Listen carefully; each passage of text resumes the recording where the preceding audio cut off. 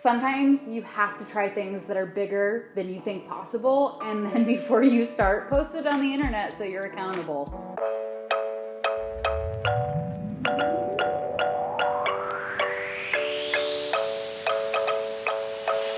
Welcome back. This is the Wanderluster, where together we explore topics that will help spark your sense of adventure and help you live an amazing life on your own terms. I'm Shannon, and today I'm going to be talking about something very personal and also very scary, so I hope you will, sit at the edge of your seat for this, because I'm nervous to upload this, and I hope that by doing this, I will somehow have the power that I need to get through this next year. So, as you may know, on my last video, I talked about the fact that I'm pursuing financial freedom. And what financial freedom means to me is that I have enough money to sustain the life that I want and to buy my time back, and also maybe shave a couple years off of my retirement date. I want to be debt-free and pay off my mortgage, and so I have options down the road. But as I was on the internet making a really dumb choice, I Googled the following: how much money should you have in retirement by age 30? And apparently, the wise people of the internet have said that you should have at least 1 year's salary in retirement. Yeah, that's a doozy. I don't have that. And so, I also made the mistake of reading the rest of the article where it said at age 35, you should have double your salary in retirement, so invested towards your retirement date. And I definitely don't have that either. So after I had a great bout of anxiety, I started to just take a step back. I was breathing deeply and realized that I'm on a minimalist path, and I've done a 30-day minimalist challenge. I've done all of these things where I've been purging and going room to room to room and getting rid of things in my life.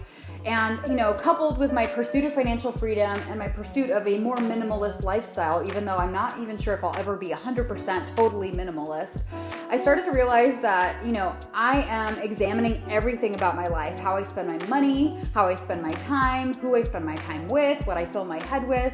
And I started to realize that, I can go room to room and purge all of the stuff in my life, but I need to also be mindful of anything I bring in going forward.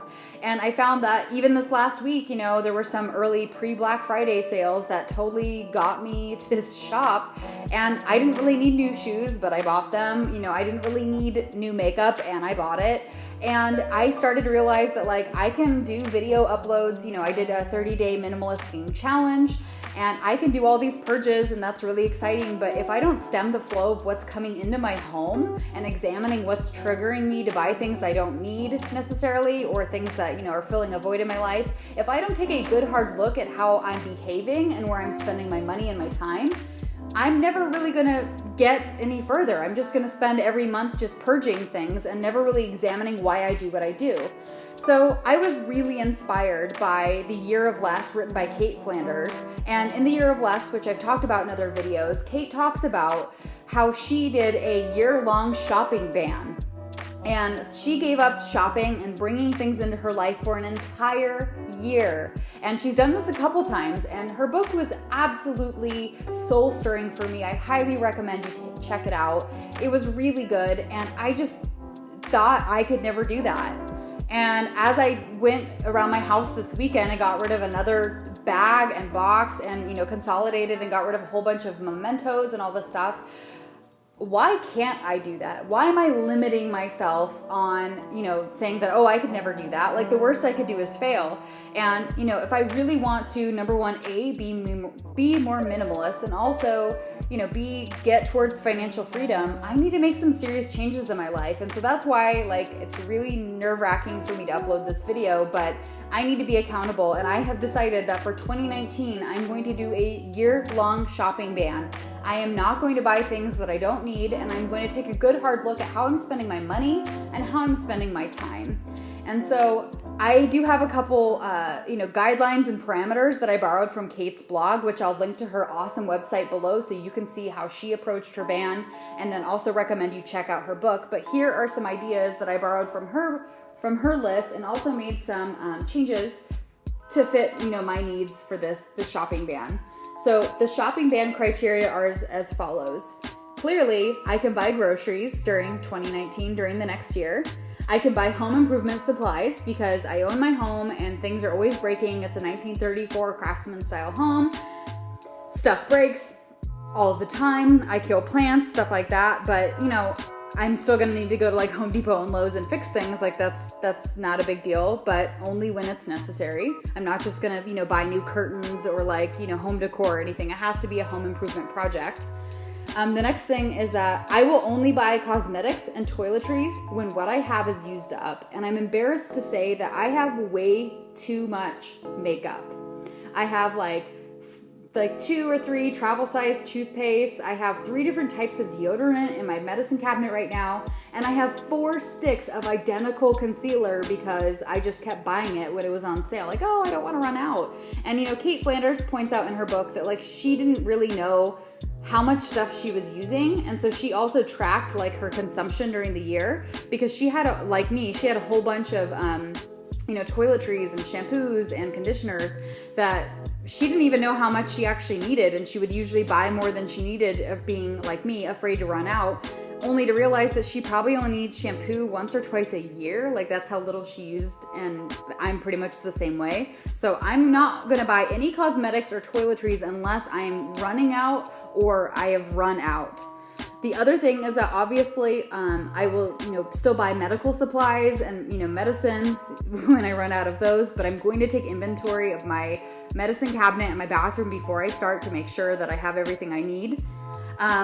Also want to say that for this shopping ban, I will still be buying gifts for other people because just because I'm doing this thing doesn't mean the people I love most need to suffer too.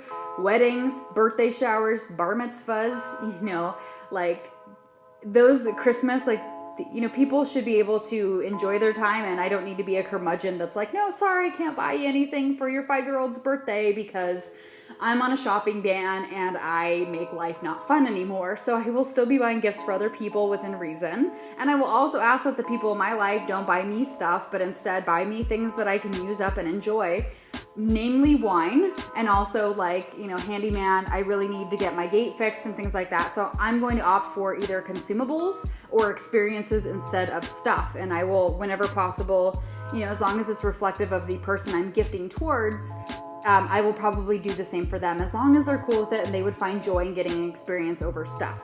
Anyway, the next thing I will still be buying is stuff for my business. So I run a, you know, blog, and obviously my vlog, I sometimes need equipment for this, you know, new lights, new lenses, extra batteries, things like that. And the final and most important thing to me that I kind of, you know, deviated a little bit from Kate's rules for her shopping ban is that I will still be supporting charities and I will still be supporting friends' projects. So when I have a friend that has a book or a fundraiser, or she's selling something on Etsy to raise money for a cause she cares about, or she's selling shirts to raise money for her marathon, those are the types of things that I will support. If I can opt out of getting something out of it, I will. But you know, I've done a couple of Kickstarters in the last year and a couple GoFundMes and things like that. Like those are still things that I will still contribute to. And I'm a monthly donor for a couple charities that are near and dear to my heart. So that will not change. But in terms of like, you know, donating just to get like a free shopping bag or something like that, I will not be doing that. But I think, you know, if I can't support the people in my life, whether, you know, they've launched a new book, whether they're launching a new product or whatever it is, like if I can't do that, then I don't know what I'm doing. Like, I think we should support one another. So that's very important to me, to support my friends' projects and to support charities. I will still be doing that. And then much like Kate, I will track everything that I do need to replace. And so I can find out how many shampoos, you know, did I go through in a year? How many deodorants do I actually use? You know, how much toothpaste do I go through? Do I really need to stock up on it, or can I just pace myself a little bit slower? I think those are really good insights to have. And then the final thing that's a little bit different than how Kate did it, but I think it will be very embarrassing, illuminating, interesting, is that the final thing I will do is that I will share all of my temptations as a monthly roundup on my blog or on Instagram. So you can expect to see a couple screen grabs of things that almost got me to fail. I'm hoping I won't fail. Like, I'm just going to go into this wholeheartedly that I'm going to crush it at the shopping ban. But I know myself. I know I'm going to be tempted. And so I will take a screen grab or a photo of anything that almost got me to slip up that was like really hard, that I really wanted.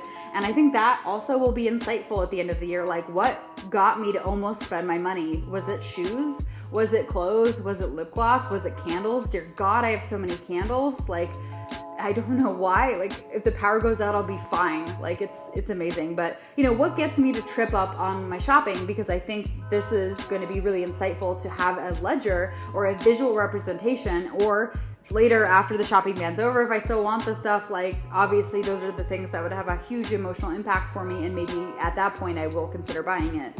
But if, Kate's journey, as she authored The Year of Less, if my journey is anything like hers, she found that she could do just fine with significantly less, and just significantly less shopping and consuming and management. And she ended up focusing her year a lot on purging and just being present. And I think that this is going to be an insanely challenging year for me. And I'm frankly really scared to even share this on the internet. But, at this point, I need to make a change in my life.